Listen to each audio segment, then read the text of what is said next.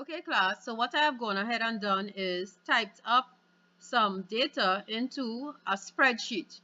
Now, let me recap. At the top of the spreadsheet, you will see the title bar. The title bar contains the name of the spreadsheet. I haven't named my spreadsheet as yet, so by default, it is named Book 1, followed by the name of the program that is open, which is Excel. This is, as usual, my minimize bar, my minimize button, my restore button, and my close button. If you notice, I have a set of tabs at the top. I have File, I have Home, Insert, Page Layout, Formulas, Data, Review, View, and you may not see on yours Developer, but I have it. Now, when I click on each of the tabs, I will see that tab's ribbon. So, you should familiarize yourself. You should be familiar with the File ribbon. It gives you the option of saving, opening a new document, or printing. All right? Then you have the Home tab, where I could perform a lot of formatting features, such as making something bold, italics, underline. This is putting a border around the cell. I have to select the cell first. This is the paint bucket, also known as the fill color, where I could select the color of the background of a cell, and this is to change the color of the font. This increases the font size as well as the numbers themselves. This decreases the font size, and this shows the style of the writing, the font style. These are the alignment within the cell. Normally in Microsoft Word, you will just see left align, center align, and right align. You might also see justify. But in spreadsheets, you are able to see alignment vertically as well. Is it high up to the top, like this one? Top alignment? Is it center alignment, middle alignment, or is it bottom alignment? All right. So right now, you'll notice that I typed Hitters Cricket Club, and it is occupying, more than the size of the cell. In fact, Kavir Maharaj is not showing properly. What you should have learned to the last video is to resize a cell or make it wider. I place my cursor at the top of the column. To make my column wider, I place my cursor at the middle of the column headings A and B, and I could just double click when I see the double arrow. It will automatically resize to the biggest content in that cell. Similarly, I'll do that for these. But what you'll notice happening is that cell D1, column D, gets too broad. So I'm going to make it back a little small, right? So I'm going to move Hitters Cricket Club from here and type it in the first cell, A1, Hitters Cricket Club. And now I'm going to merge and center. To merge and center the cells, I'm breaking down the walls of all the cells in between to make one big cell.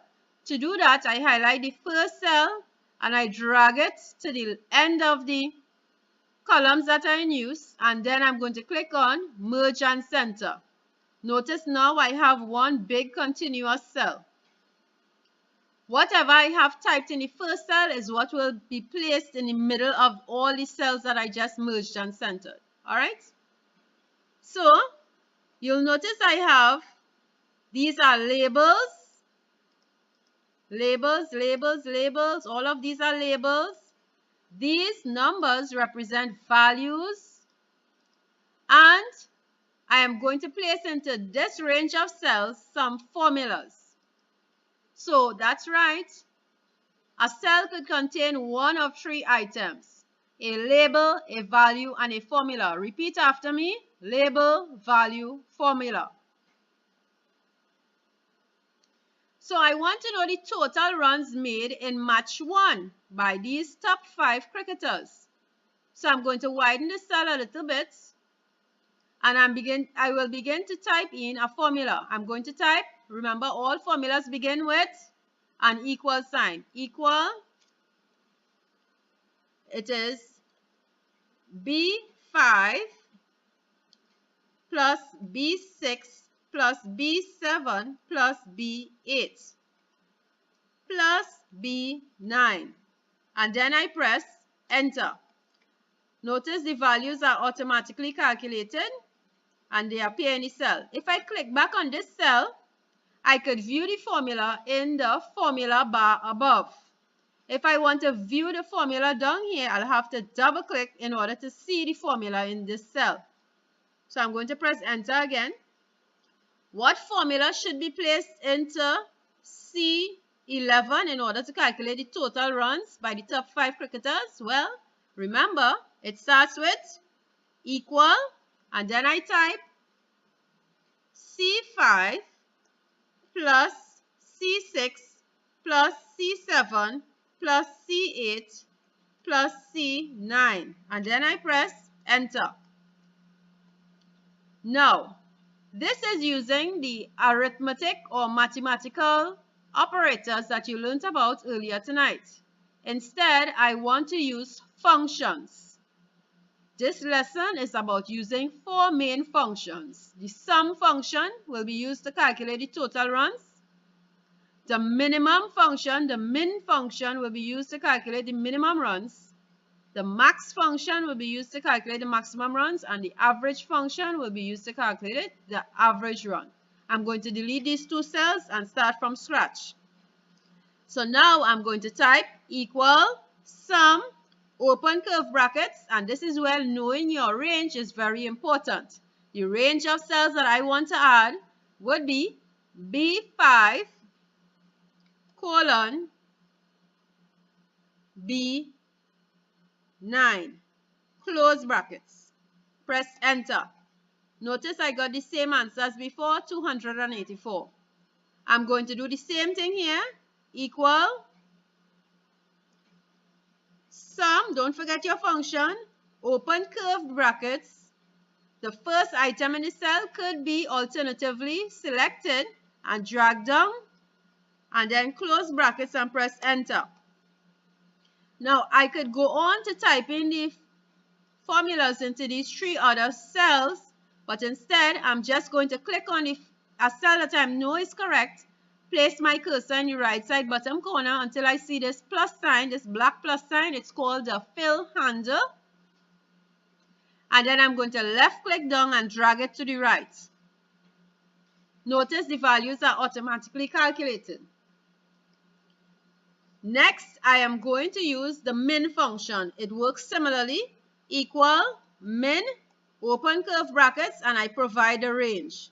Close curve brackets, enter. So notice this is the minimum runs, 9, made in all by each of these players, this group of players. The minimum runs made is 9, so it is correct. Next cell should have equal min of a different range. This range is C5 colon C9. Close brackets, enter. Is it correct? Is 56 the lowest runs in this range of cells? Yes, it is. Now, I don't have to continuously write the formula. All I have to do is to try to get the fill handle, click and drag across. Next, I want to calculate the maximum runs. I'm sure you know how to do this by now.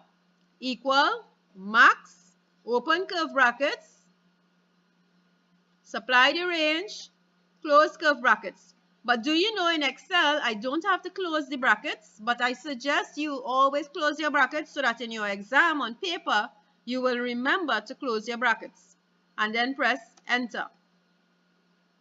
Next one will be equal max, open curve brackets, C5 to C9, close curve brackets, enter. Is 94 the biggest amount in this range? Yes, it is. And I'm going to just copy the formula across. Last thing that I have to calculate, the last function I want to use is the average function. But before I use the average function, I want to show you that there is another way to calculate the average. As you know in mathematics, I could put in equal and select the cell with the total and divide it by how many different runs do I have here? I have 5 different runs. And then press enter. So I got 57. What did I do? I used the total of the 5 runs and divided by the number of runs. I'm going to do it now using the average function. Equal average, open curve brackets, supply the range again. If I am using the average function, I must supply the range of numbers so that the computer can know how many numbers were added together. Close curve brackets and then press enter. Notice I got the same 57. Let's do the next one. Equal average, open curve brackets, supply the range, close curve brackets, enter. And now I'm just going to copy the formula across. So there we have it. Today you learned about the sum function, the min function, the max function, and the average function. So remember, I always start a function with an equal sign and I would provide a range inside of the function. Okay? Maybe now you can try to do this spreadsheet that I created here so that you'll be prepared for class tomorrow. Good night.